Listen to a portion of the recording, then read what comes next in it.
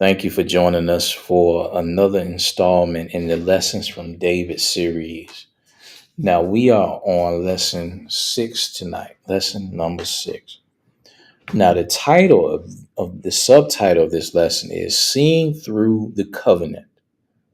Seeing Through the Covenant. All right, now, when you hear that word seeing through, all right, I want you to get the picture of glasses, okay? Like if you got sunshades on, if you got, bifocals. You got glasses, you see you looking, you're looking through a lens. And whatever is in those lenses is going to dictate what you see. So the title is Seeing Through the Covenant. And just based on some of the conversation and the prayer requests we had earlier before the session tonight, we need this in our day-to-day lives to see life through the covenant. Yeah, sure. All right, so in accordance to our study guide here, we are going to review a very familiar story in David's life and his clash with Goliath. So we are going to go to 1 Samuel 17. 1 Samuel 17.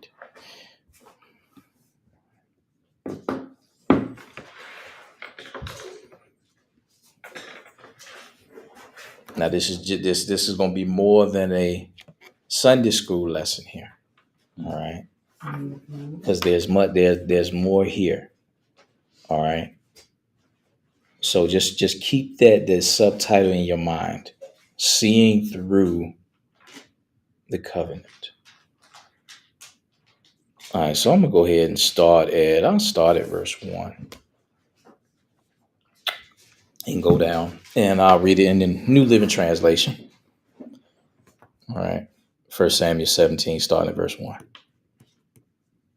The Philistines now mustered their army for battle, encamped between Sokoch in Judah and Azkah at Ephes Demi. I apologize if I tore those names up. Verse 2. Saul countered by gathering his Israelite troops near the valley of Elah. So the Philistines and the Israelites faced each other on opposite hills, with the valley between them. Then Goliath, a Philistine champion from Gath, came out of the Philistine ranks to face the forces of Israel. He was over 9 feet tall. He wore a bronze helmet, and his bronze coat of mail weighed 125 pounds. He also wore bronze leg armor, and he carried a bronze javelin on his shoulder. The shaft of his spear was as heavy and thick as a weaver's beam, tipped with an iron spearhead that weighed 15 pounds. His armor bearer walked ahead of him carrying his shield. Okay, let's pause here. Now, how intimidating is that? Now, look at this. A bronze helmet, right? And a coat of mail that weighed 125 pounds. That's a small person that he's wearing. Over 9 feet tall. Oh my goodness. Now, imagine that coming towards you with a mean mug. All right. Verse 8. Goliath stood and shouted a taunt across to the Israelites. Why are you coming out to fight? He called. I'm the Philistine champion, but you are only the servants of Saul. Choose one man to come down here and fight me. If he kills me, then we will be your slaves. But if I kill him, you will be our slaves. I defy the armies of Israel today. Send me a man who will fight me. Verse 11. When Saul and the Israelites heard this, they were terrified and deeply shaken. Now, in the natural, can we blame them? No. No. Like if any of y'all like saw like say Shaq in person, that's a humongous human being. Now imagine somebody that's like three times as heavy and over 2 feet taller than that. That's got an armor bearer carrying a shield, and he got a spear with the head of the spear that's 15 pounds, 125 pounds of mail, and he talking trash. Yep, me as a snake. Yep. That's it's pretty scary. All right. Verse 12. Now David was the son of a man named Jesse, and Ephraite from Bethlehem in the land of Judah. Jesse was an old man at that time. He had 8 sons. Jesse's 3 oldest sons, Elab, Abinadab, and Shemaiah, had already joined Saul's army to fight the Philistines. David was the youngest son. David's 3 oldest brothers stayed with Saul's army, but David went back and forth so he could help his father with sheep in Bethlehem. All right, so his older brothers, they in the army. What, just like verse 11 says, they looking at Goliath, and they seeing with their natural eyes what's in front of them.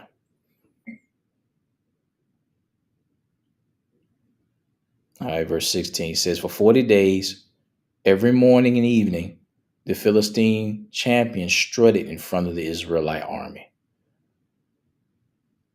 40 days in morning and evening. 40 days.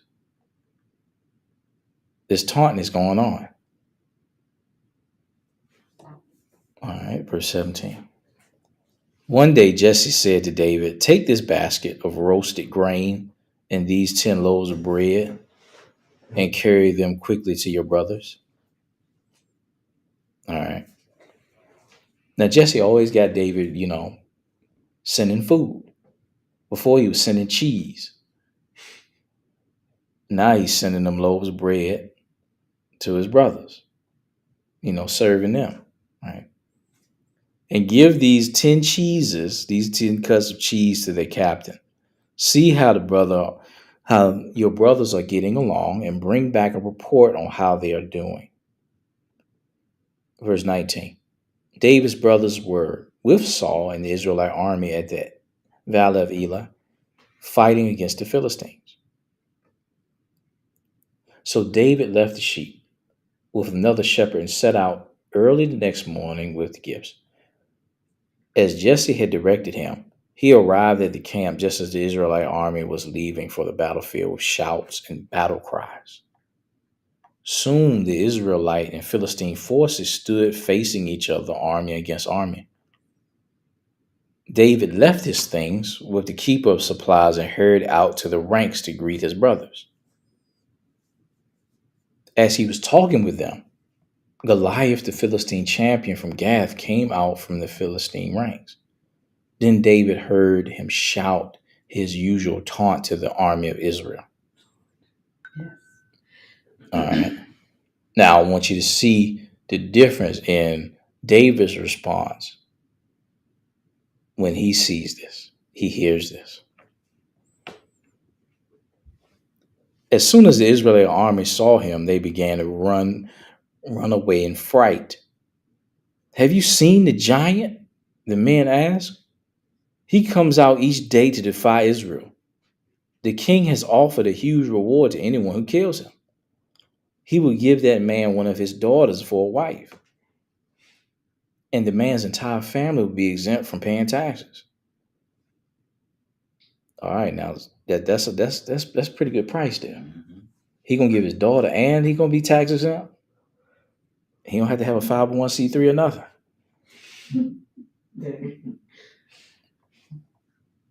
Verse 26. David asked the soldier standing nearby, "What will a man get for killing the Philistine and ending his defiance of Israel?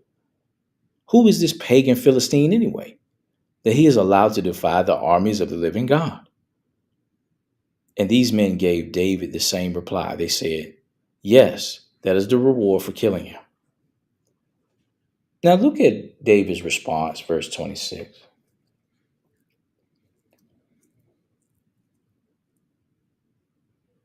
You see the second half? Yep. Who is he? Who does he think he is? Who is this pagan Philistine anyway, that he is allowed to defy the armies of the living God? It seems like the reward didn't even really click. It was just more like, why is he being disrespectful about God and stuff? And how dare him? Yeah. Chosen, It is. Yeah. chosen people. Yeah. Yeah. No, I mean, It's a heart thing. Yeah. Okay. So you see that, right? mm-hmm. All right. So remember the title, Seeing Through the Covenant. So you see David is looking at this situation through a different pair of lenses than everybody else is. Because everybody, and again, I don't want to bash the Israelites and Saul, because how many of us look at much lesser situations through natural eyes and then allow their fear and unbelief to get us, Afraid. Yes, we become right? afraid. So what they were doing, they were responding to what their five senses was telling them. You got this big over 9-foot joker taunting us, threatening to kill us. That's reason for fear in the natural. But you see David's response. Verse 28 says, "But when David's oldest brother Eliab heard David talking to the men, he was angry. 'What are you doing around here anyway?' he demanded. 'What about those few sheep you're supposed to be taking care of? I know about your pride and dissent and your deceit. Excuse me. You just want to see the battle.'" All right, so the oldest brother getting an attitude now. I don't understand why. I mean, then he called him. He said he had pride and deceit. Where he get that from?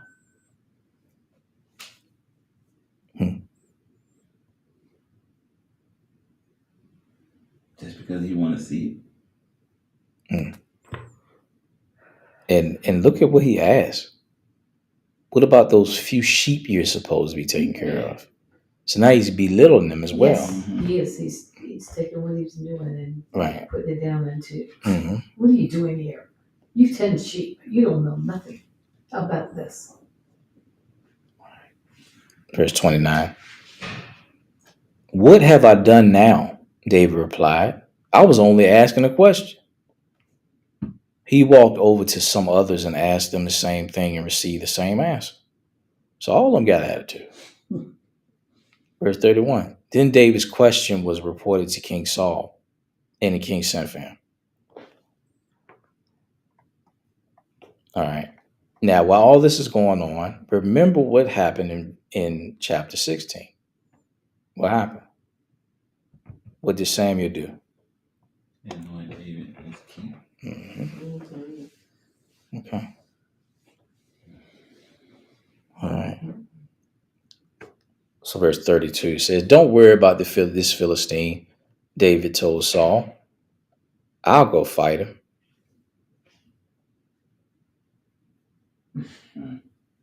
All right. So David's like what? 5'10", 5'9", maybe $180. And he just comes out his mouth like that. He said, "I'll do it." Yeah. In verse 33 says, "Don't be ridiculous," Saul replied.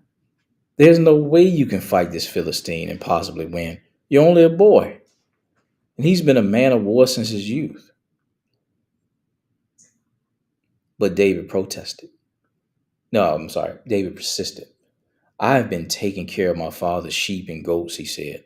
When a lion or a bear comes to steal a lamb from the flock, I go after it with a club and rescue the lamb from his mouth. If the animal turns on me, I catch it by the jaw and club it to death.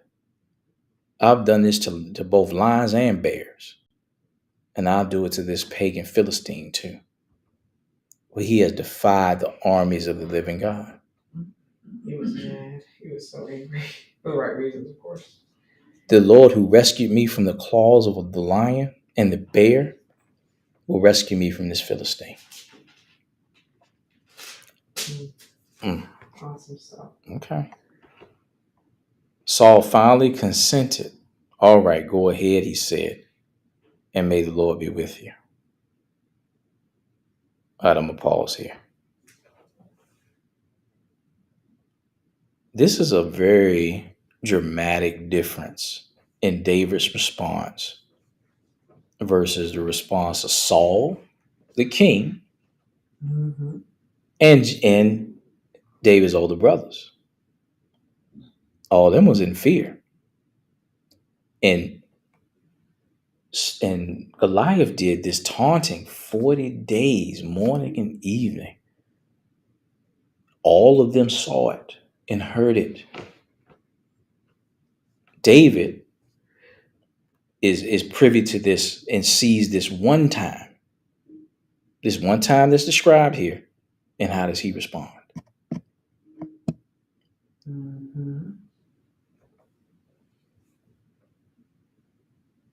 So remember, the lesson title is Seeing Through the Covenant.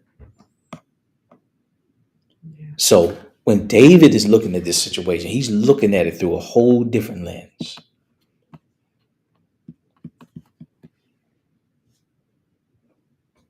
Means to say something too about what you're saturating your mind in that affects how you see things as well.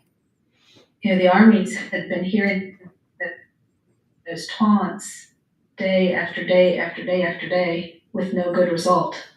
I wonder what would have happened if they had dealt with it from the first. But obviously they didn't really have the faith for that like David did. And they weren't ready. They weren't prepared in their heart.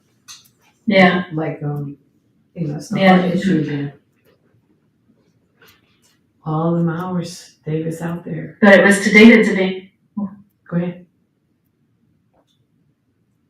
I was saying that it was to David's advantage that in faith he acted quickly on what he knew. Not allowing, rather than hearing those downward spirals day after day after day. Yeah, that's what I was thinking. I mean, but David had to know his covenant. He had to be very, he knew what the covenant said, what it promised him, to be able to speak that. Because to me, you don't know the covenant. You can't really declare, what's in it, or, be bold enough to have faith to act on what the covenant said. And then, he only had, he talked about his experience, but he only had experience with a bear and a lion. Okay, but this person is like 9 feet tall. I mean, yeah, but he was in probably 100 times. Yeah. And then what he normally deal with, but he had confidence that, hey, my God delivered me. Yeah, he talked about God. He didn't talk about his big muscles. That's true. Right. That's nothing wrong with having big muscles, but it's like in the power that God help me with this, he'll help me with this. Army coming against the other army. He was talking about what? Wait a minute, this is what God said. This is the covenant. This is what God said. God said this. His covenant says this. And I did this. I dealt with this. And he was intimate with God. It's like when they were out there in the army, they said all this stuff. But he saw stuff too, but he looked at it different. I mean, but that lets me know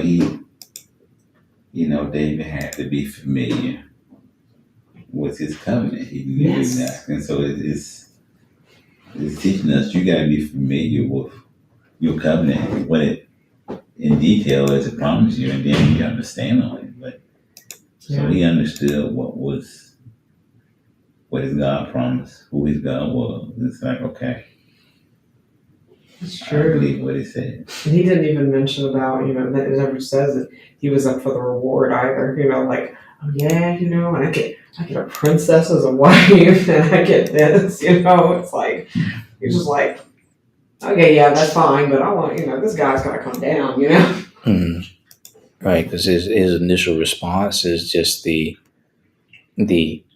how could you challenge the Lord of Israel, Right. the God of Israel? How could you? I mean, how dare you? Mm-hmm. Right? And his eyes are on him, on the Lord, and his honor. Right.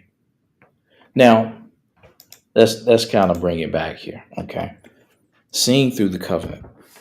Now, figuratively, what type of Goliaths do we face as believers today? Financial ones. Mm-hmm. That's a big one. That's a big one. Mhm. We The face, money thing. The money thing. Yeah, if certain illnesses, health issues. Because they're still, like when people tell you, like I hear people talk about certain illnesses, as if, and I'm talking about believers, as if, God can't do nothing with this one. Or they have this, and they, with certain sicknesses, they're the death sentence that come with it. Mm-hmm. You ain't gonna make it. Well, God can heal that, but He can't heal. Right, you know what I'm saying? Yeah. So therefore we tend to say this Goliath is too big for God because I don't know anybody that ever survived it, and all of the statistics are against you because nobody ever made it, and you start looking at all the statistics and all this and the chances of you making it, whether it be 20%, 10%, whatever, and we start looking at it and we just chalk up and says, well, you know what? Let's just start preparing for your departure. Yeah. Go push up daisies, but you're right. Yeah. So even the song we listened to coming out here from Charis, there is no limit when God is in it. Mm-hmm. Nothing impossible. Believe and receive. Yeah. There's no limit except here. If we're just saying Right. God can do that, but He can't do that. Right. That's putting a limit on Him. It's like there's nothing impossible with Him. If you believe and receive. Okay. So it's clear that David's vision was not painted by his natural eyes, but it was painted through the eyes of the covenant, his relationship with the Lord. Right? He knew that the Lord will provide for him, would protect him, would be there with him, would never leave nor forsake him. This is the type of, and see, the thing about it is, David was under the old covenant. He's not, he wasn't, this is before Christ. But yet his confidence was in such a place under the Old Testament law, under the covenant of the Old Testament, that he could just stand like this in the face of just the natural calamity that's like staring him in the face. Mm-hmm.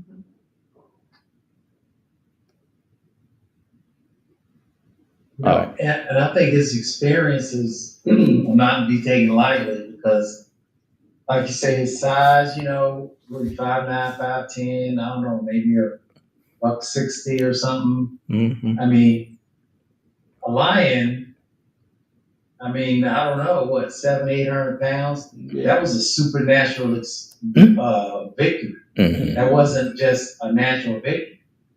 A bear, maybe even bigger, let's say what kind of bear, some grizzlies, they get 9 feet, if they stand up on their 9 feet, so that wasn't a natural victory either. That was a supernatural victory. Right. So he had 2 supernatural victories under his belt and God came through.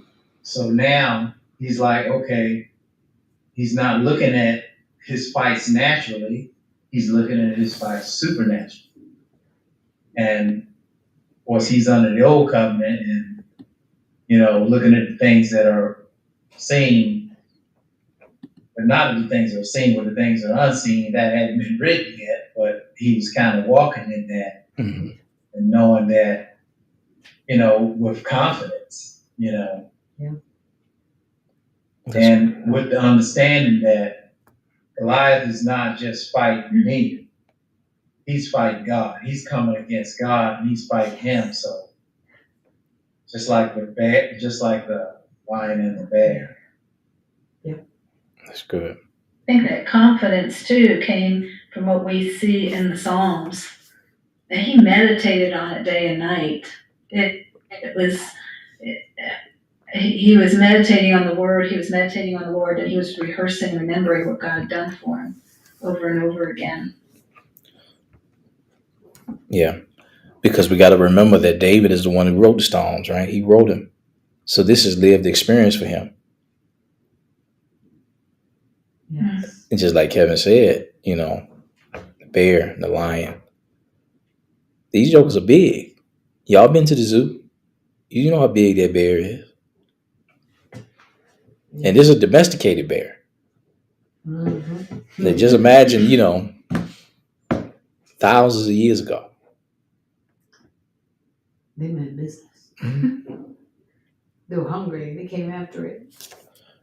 But now, I want you to compare and contrast now the Israelites, Saul, their response to Saul, to Goliath, David's response to Goliath. And now we're going to go to Deuteronomy 28.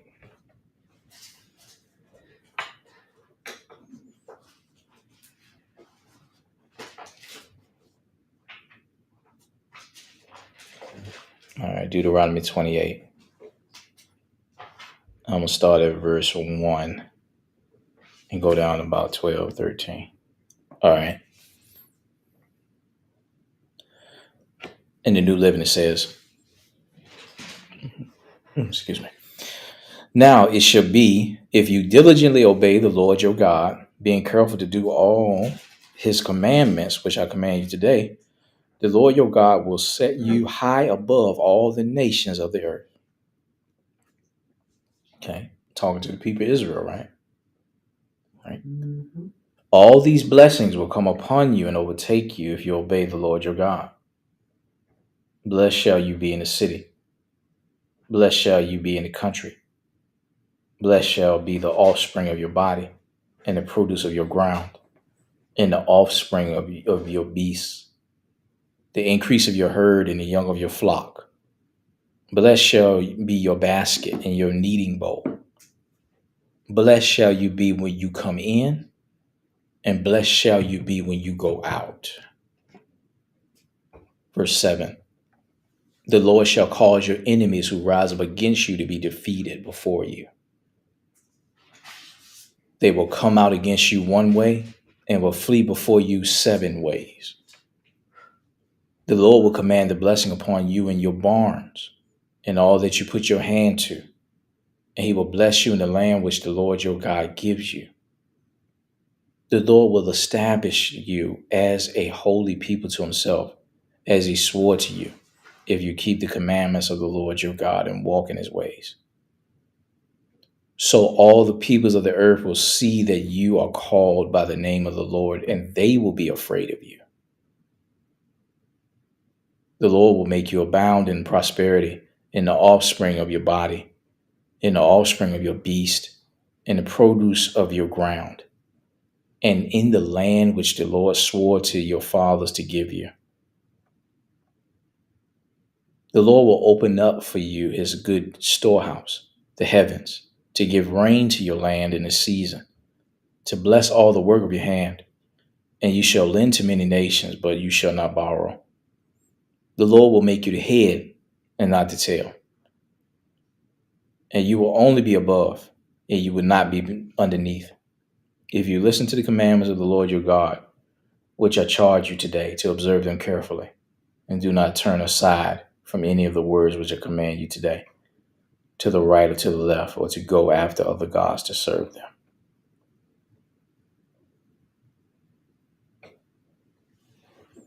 You hear that? Deuteronomy 28. Now, if you believe and receive this, you look at that situation through that lens of the blessing, then your response to Goliath is going to be a whole lot different. Because remember what he said, verse 7, the Lord shall cause your enemies who rise up against you to be defeated before you. This is why David can buck the way he do. Like, who is this uncircumcised Philistine? Because he knows this. He's looking at this situation through this.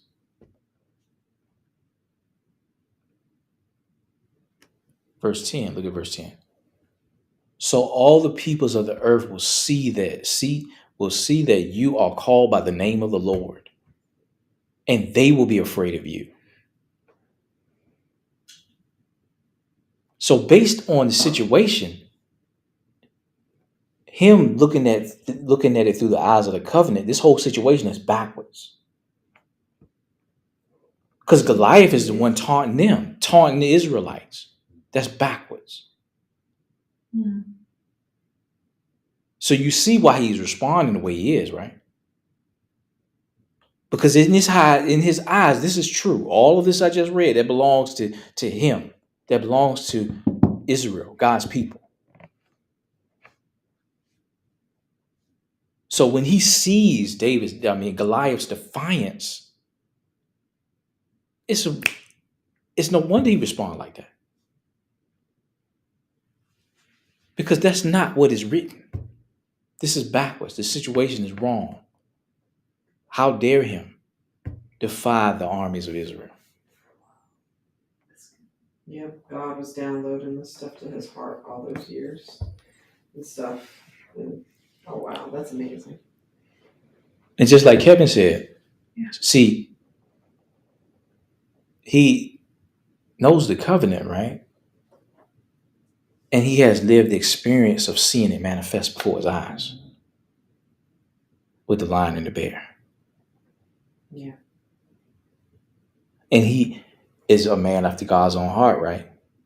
Him being the shepherd, protecting the sheep, putting his own life on the line when the threats come to try to take out the sheep.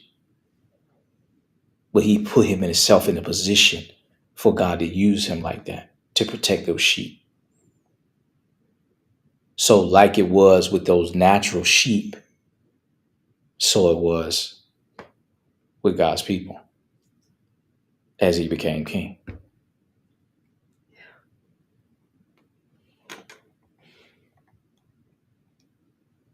So this is why, I made the statement I did earlier on about, we just hearing about all the hardship, just the hard things that are happening in people's lives and, our own stuff that we deal with. Seeing life through the covenant. If we don't do that, then we are just subject to all of the fear, the doubt, the unbelief, and all of the things that are going on in the natural world. The one thing we have to understand that doesn't happen by mistake. David didn't get his mind. He didn't wake up one morning and say, "Oh, I just believe this." It's intentional. David had to spend time with God. He had to spend time knowing the covenant. Reading the covenant at some point. Being fulfilled. Right. And so, I think people think that sometimes it's just you wake up one morning, all of a sudden you have all this faith and determination, and scripture all of a sudden just flow out. It takes time, and as the scripture said, meditation on the word day and night.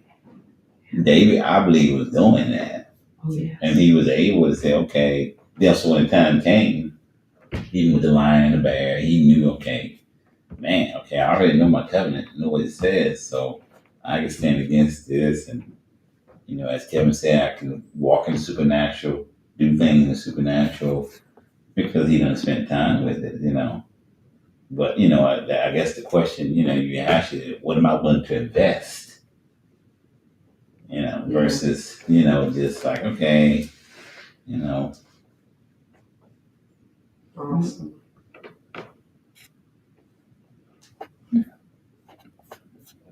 That's good. Because I'm just going as I was reading Deuteronomy 28. I'm just looking at this, and the blessing, it covers everything. yeah, it does. You got 360-degree protection if you go and you look at all these. Mhm.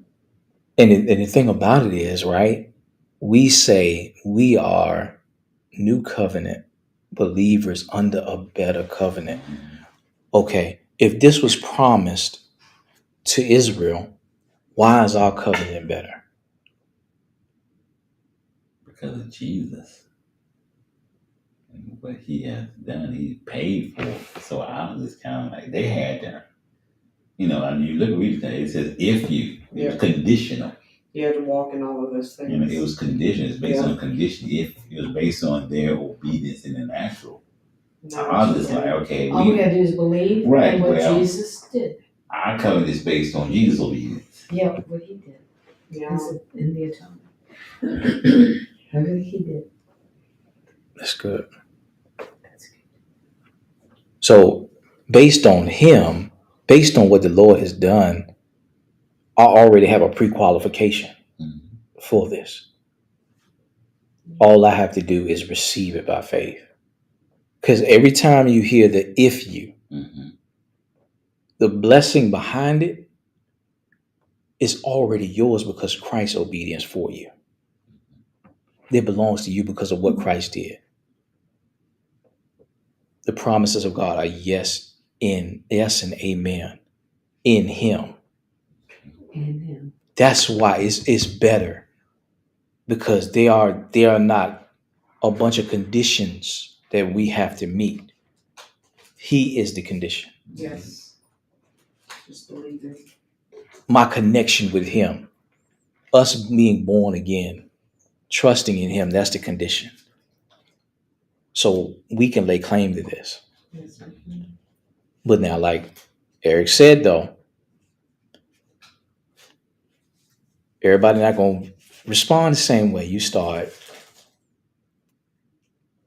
having confidence in this for yourself.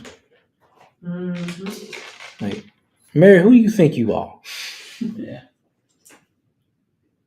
Talking about you blessed in the city and blessed in the country. Who are you supposed to be? You ain't nobody. You stay out in Williamsburg, Tawana, just like everybody else. You ain't nobody. You ain't better than me. You think you ain't supposed to get sick?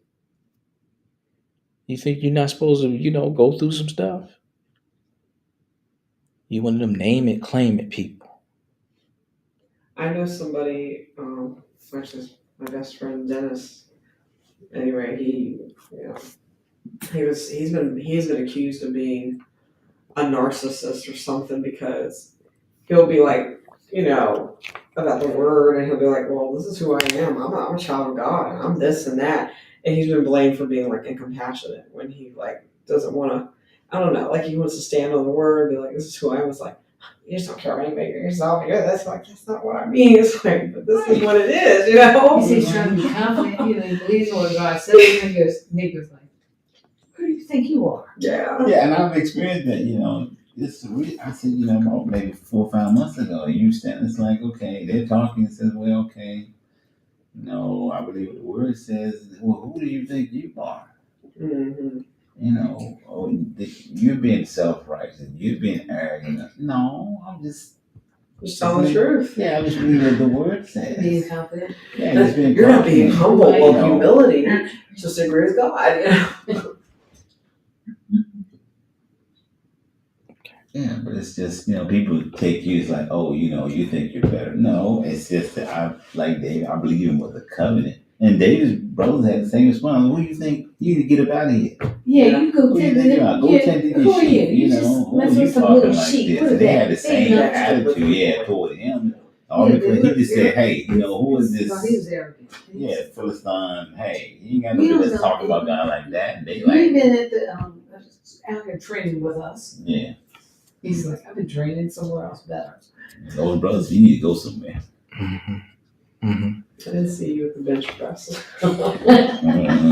Right. Right. So you can see again how he's looking at life through a whole different lens. Now, just to get another picture of this, how many of you have heard of the new Apple product that's coming out next year called Apple Vision? I may have. I feel like I did. Okay. All right. So it was released, like it was introduced a few months ago, a couple months ago, I think. Um, Basically what it is virtual reality and augmented reality. Okay. Wow. So the glasses, you put them on, right? Now, what you can do,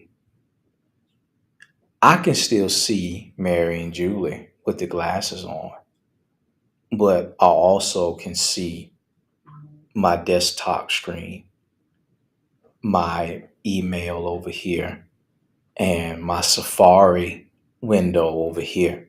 Wow. So the window is not sitting on Mary's forehead or Julie's face in reality, in their reality. But in mine, as long as I have the glasses on, I could see them as well as the windows Yeah. that's open, Okay. right? So your reality is augmented, it's enhanced. So it was with David through his faith.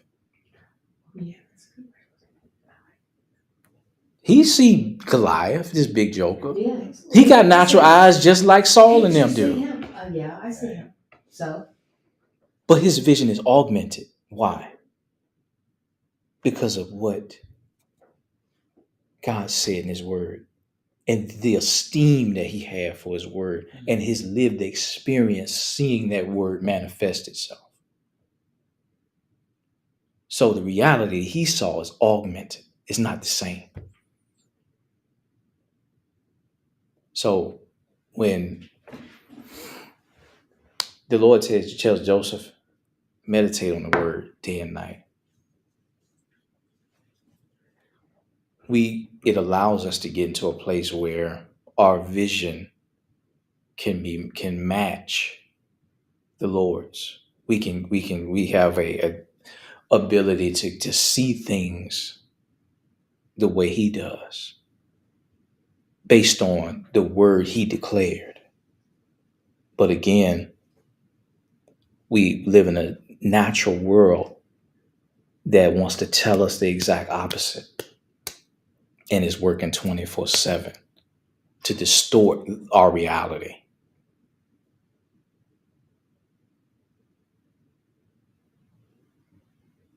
So when you get some free time, Google Apple Vision and watch the little trailer, and then you can you'll be able to see the connection. where is she? To see the connection in Yes. the imagery here, the word picture. It makes sense. Very much. Let's go to Psalm 1.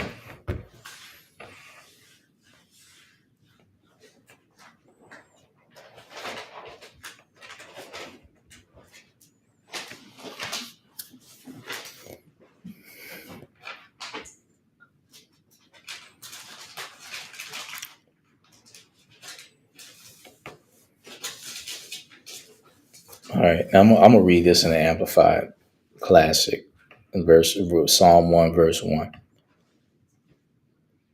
Blessed, happy, fortunate, prosperous, and enviable is the man who walks and lives not in the counsel of the ungodly, following their advice, their plans, and purposes.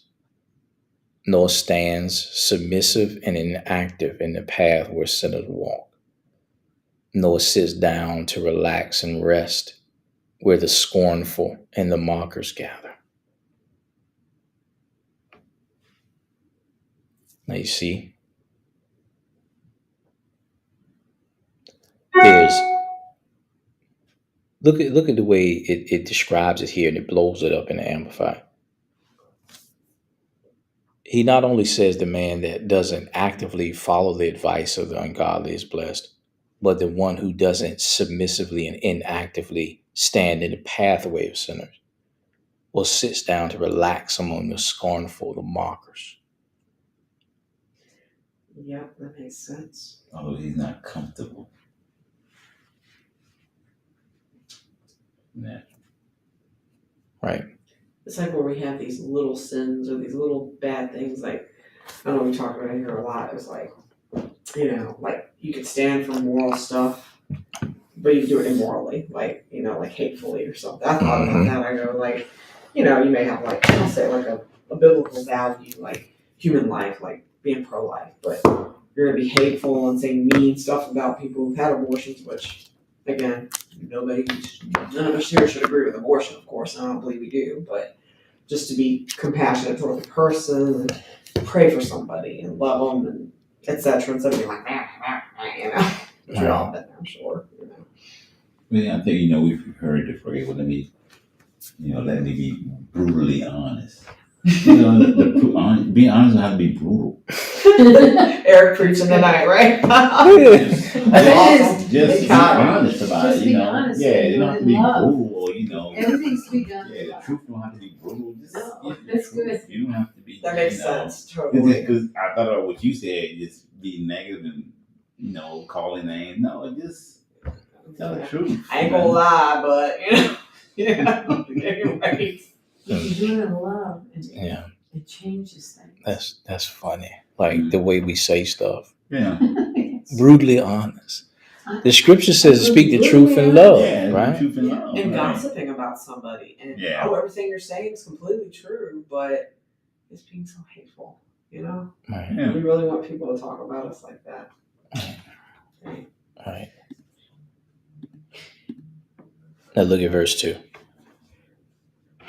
But his delight, now we talking about the blessed man here, but his delight and desire are in the law of the Lord. And on his law, the precepts, the instructions, the teachings of God, he habitually meditates, ponders, and studies by day and by night. Verse 3. And he shall be like a tree firmly planted and tended by the streams of water, ready to bring forth its fruit in its season. Its leaf also shall not fade or wither, and everything he does shall prosper and come to maturity.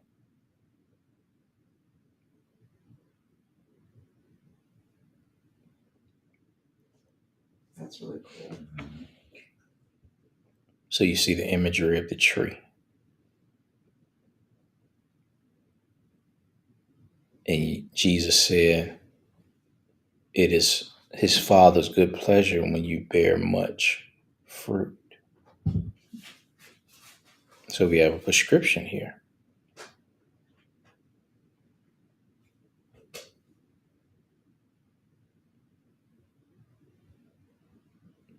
It's funny because it seems like as we continue to go on in these studies, it's like we just find different ways to promote meditating on the word and loving God and appreciating his love for us.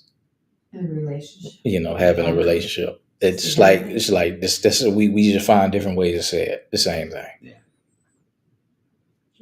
What does it Andrew say? Everything he teaches, it's all about basically about the same thing. It just has a different title.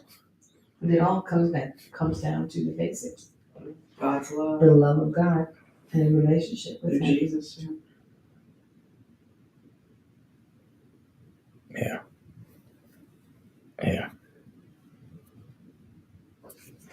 All right, let's go back to 1 Samuel 17.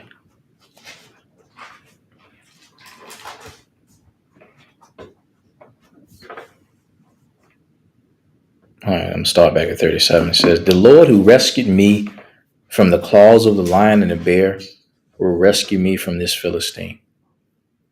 Saul finally consented. "All right, go ahead," he said, "and may the Lord be with you." Then Saul gave David his own armor, a bronze helmet, and a coat of mail. David put it on, strapped the sword over it, and took a step or two to see what it was like, for he had never worn such things before. "I can't go in these," he protested to Saul. "I'm not used to them." So David took them off again. He picked up 5 smooth stones from a stream and put them into his shepherd's bag. Then, armed only with his shepherd's staff and sling, he started across the valley to fight the Philistine. Now, you can imagine what some of the soldiers are thinking here. Not only is he going out there, he's not using the traditional armor. He's going out there with some stones and a slingshot. Dressed like he'd be tending sheep. Yeah, Just what he wore. Just this is what he normally wears. right. And they got to be thinking, this boy crazy. What's Well, wrong with him? I'm thinking too, they didn't question Saul's leadership. What are you doing? Yes. Because he is the one that stood head and shoulders above everybody in Israel. Yeah. Right? He's the king, so he the man. I guess they couldn't question him. Yeah. Whatever you say, Your Highness, sir. Yeah, but it's like if he shook, then obviously everybody else gonna be. But again, the difference between seeing through the covenant and seeing through your natural eyes. Saul was looking at it through his natural eyes. He said, "I ain't never seen nothing like that before. That joker look crazy. I ain't going out there." But now, the thing about it is, you see, and I know y'all have heard plenty of sermons about this, about how people will give you their armor to wear, Yeah. I've heard that. right? Yeah. But it's like, well, Saul, it ain't give you enough confidence to go out there and fight him. What's it gonna do for me? Yeah. But David, he was like, okay, let me try it on. I ain't never had this stuff before. Let me try it on. But he was like, man, I can't go out there with this stuff. This is not my equipment. Foreign to him. Mm-hmm.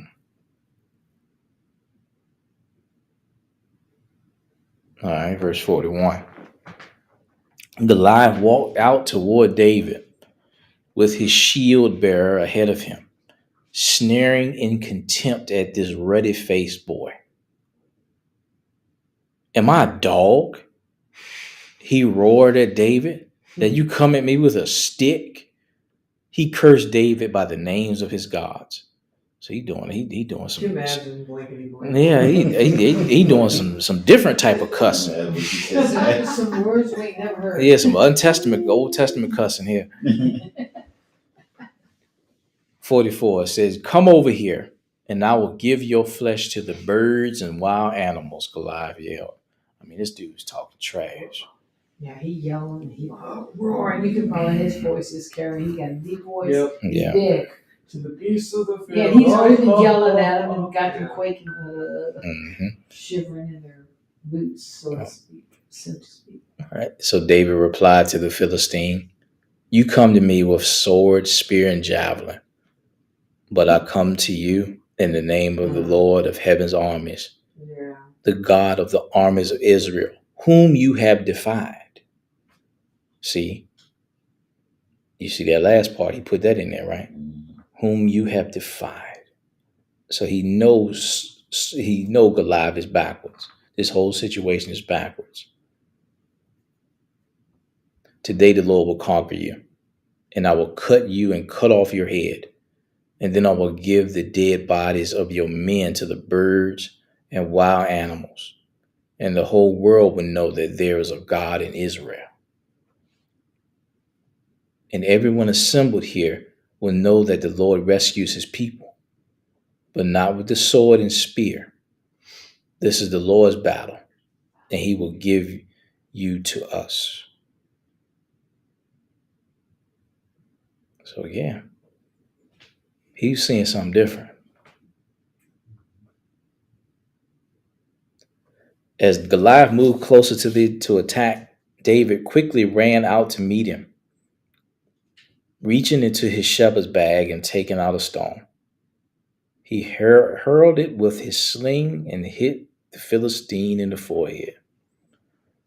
The stone sunk in, and Goliath stumbled and fell face down on the ground. So David triumphed over the Philistine with only a sling and a stone, for he had no sword. No sword. Then David ran over and pulled Goliath's sword from its sheath. David used it to kill him and cut off his head. When the Philistines saw that their champion was dead, they turned and ran. Then the men of Israel and Judah gave a great shout of triumph and rushed after the Philistines, chasing them as far as Gath and to the gates of Akron. The bodies of the dead and wounded Philistines were strewn all along the road from Shurim as far as Gath and Akron. Then the Israelite army returned and plundered the deserted Philistine camp. David took the Philistine's head to Jerusalem, but he stored the man's armor in his own tent.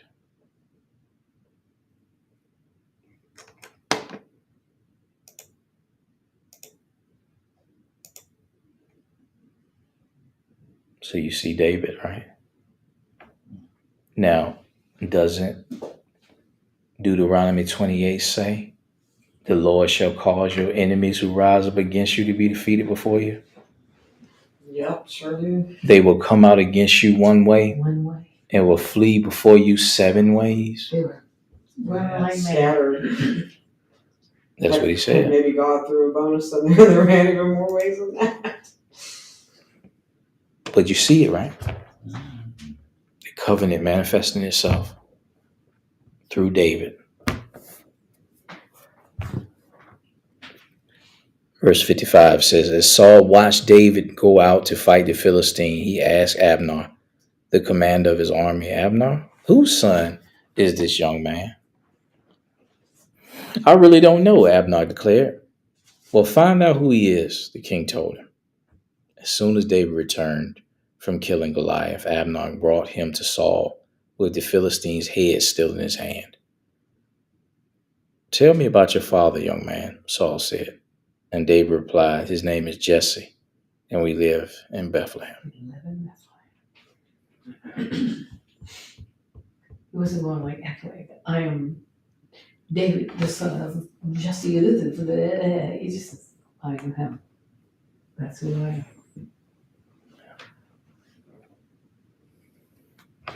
He still had the head in his hand. Yeah, I know. I was like that. Yeah.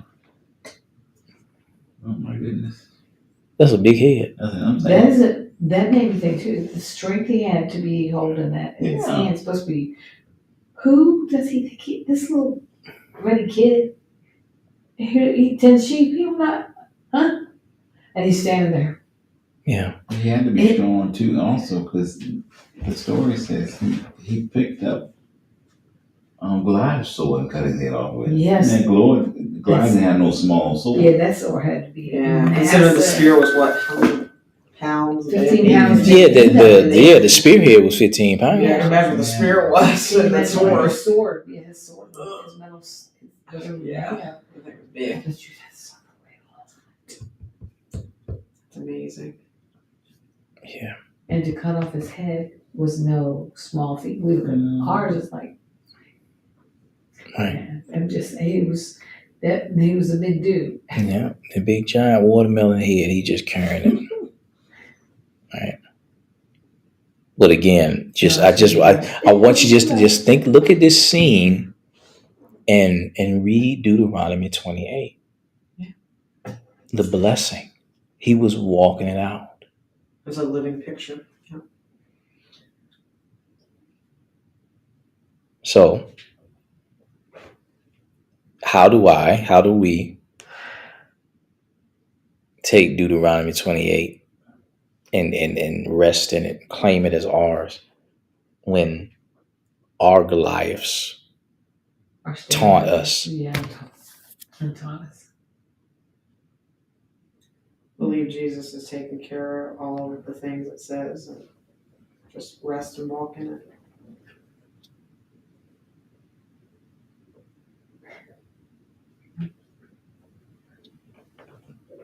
Even if the news is saying that we about to go into a recession, Yeah. they done raise the interest rate again. Somebody else got murdered. People laying off. Got heat waves going on. Do like Andrew Womack does, and he said that Jamie will actually, it will bother her a little bit, but anyways, she's like, we're gonna turn the channel, keep doing it. He goes, whatever's on the TV, it was talking about like a commercial about like health or something, saying like, you could get cancer doing this or that. He'll go like, I am healed by the stripes of Jesus. And See that. I mean, he'll just talk and talk. It's like whatever it takes, right? But yeah. He's refuting it the whole time. Like, no, I don't believe it. It's like, if you're going to keep talking like that, I'll have to leave. I'm just going to turn the channel or something. Right. Now, that sounds kind of extra. Sounds extra. But look at what Psalm 1 says. Blessed, happy, fortunate, prosperous, and enviable is the man who walks and lives not in the counsel of the ungodly, following their advice, their plans, and their purposes, nor stands submissive and inactive in the path where sinners walk, nor sits down to relax and rest where the scornful and the mockers gather. So if I sit down and have my cup of coffee in the morning to listen to the scoffers as my tradition, what's going to happen? It's going to eat away at my confidence. Yes, right? Now, again, am I against news and all that? No, because I watch news sometime. I mean, you being aware of what is happening, that's not the evil. It's how you're digesting it. That's the issue. And watching it over and over and over and over again. Like I said, just one time and figuring it out, listening, and then going, but then again and again, it just becomes repetitive. Because what it's going to do is going to erode. It's going to eat away, like a termite. Yeah, I like too. When we were in Psalm 1 earlier, I was going to mention, I forgot. We moved on. And the King James version, like Mom's and I's Bibles, we have references and stuff, where it says in Psalm 1, verse 2, but his delight is in the law of the Lord, and in his law does he meditate day and night. I like in the reference, the word meditate was replaced ponder by talking to oneself. And I thought about Mom's real big on that. It's like, speaking to yourself the word, over and over. So yeah, totally. pondering. A lot of times, speak it out so you could hear yourself saying it. People think we're crazy, right? It's like, it's like, stuff that is power over that, Yeah. Just. It's not, I mean, we've been trained, talking to yourself is crazy. No, you ain't. You ain't crazy. I mean, as long as you ain't, just kind of physically going out a lot. Like you're answering yourself. Yeah, exactly. That's what old folks would tell me. You can talk to yourself, just don't answer yourself. Right. But, you talk to yourself. And just sometimes. But sometimes we ain't even answer ourselves. But that's not coming. Right. Closing at my store, I'll be wiping registers and things down. It's really loud, and I'm by myself. I'll just be thinking things, get things out loud, talking and stuff. Right. And you have conversation with God like that. I'm working. I'm just like, okay, what about this? What about that? Who you talking to? Yeah, but you just, and have a conversation. Faith comes by hearing. Yeah. That's what Hearing by the word of God. I mean, that has just really become a very powerful fact in my life. Is that things you gain a very different perspective when you're staying in the word and you're speaking it and hearing it than when you're just grazing over it with your eyes and forgetting it. So that's what it means. Meditate. Yeah. To mutter. To mutter, to murmur, to ponder, right? Some of me said to roar or growl, groan, to utter, to speak, to muse, imagine. Imagine. Andrew's big on the Yeah, imagination. he's good on that. The good imagination. Right. Yeah. Because again, the imagination is like your own personal movie theater. Yeah. So what movie are you playing in your head? Mm-hmm. Right. So if I'm seeing myself, the head, not the tail, above and not beneath, then Yeah. when the natural, when I'm looking at in the natural is contradictory to that. I have a picture to fight it with. There's an alternate reality that I actually I can see. But if my imagination emulates what is contrary to what God says, then there's a agreement against him, against his will, based on what is going on in the natural and in my own head. So where their agreement is, there's the manifestation right there.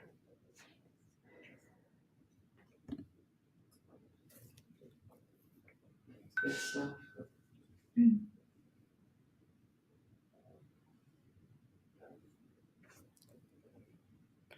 So seeing through the covenant.